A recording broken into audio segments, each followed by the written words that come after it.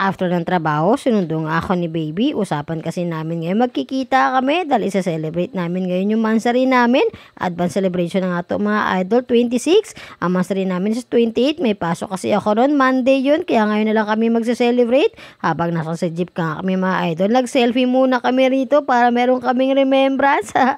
Ang hirap para mag-selfie habang nasa jeep ka, ang likot ng camera. Maya-maya nga nakarating na kami dito sa tramway. Dito na to sa Timbog mga idol. Isang sakay lang to mula dun sa amin. Medyo natagalan nga lang kami sa pagpasok kasi marami nakabook daw mga idol. Nag-walk-in lang kami rito pero okay na naman. Hindi naman ganun katagal yung paghihintay namin. Isa sa binabalik-balikan ko dito mga idol, yung luto nila ng tokwa, ang sarap kasi. Lahat ng pagkain dito tinikman namin ni baby, basta tagi isang kutsara, yun lang bilagay namin sa pinggan namin para lahat matikman namin. Kasi nga, kung bibiglain namin yung kain namin, malamang mabubusog kami ng maaga. Syempre, masarap din dito yung mga dessert nila mga idol, isa-isa rin namin tinikman yun. Meron din ditong gulay, spaghetti, may manok din. Marami kayong food dito mga idol na may ikita at sigurado ako magugustuhan nyo din dito kasi sa bukod na mura na, masarap pa. 358 nga mga idol ang isang tao. Siyempre, meron din tayong discount para sa senior at PWD. 255 yata at 250 para sa senior. Ito na ang mga food na kinuha namin ni baby mga idol. Mamaya, siyempre, may second batch pa tayo. Sabi ko kay baby, dahan-dahan lang. Ayun nga yung jowa ko mga idol. Hindi pa yata siya kontento sa nakuha niya. Kaya ayun, bumalik pa siya.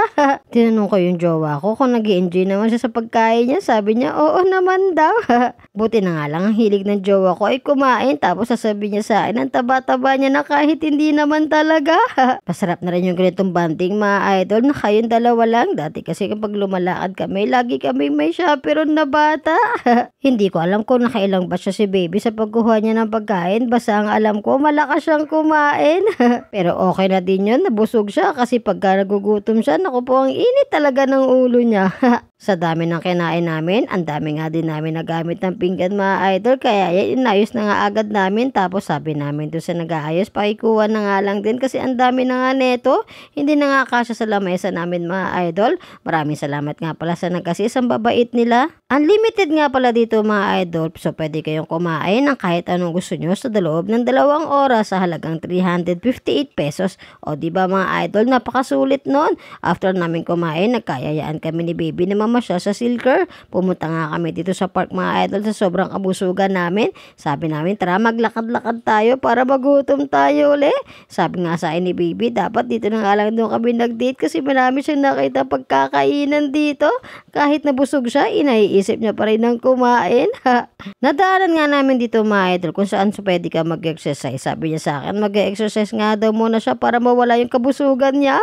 Ayun lang, salamat sa pagsama. Ako po si Nescael. Ingat po tayong lahat.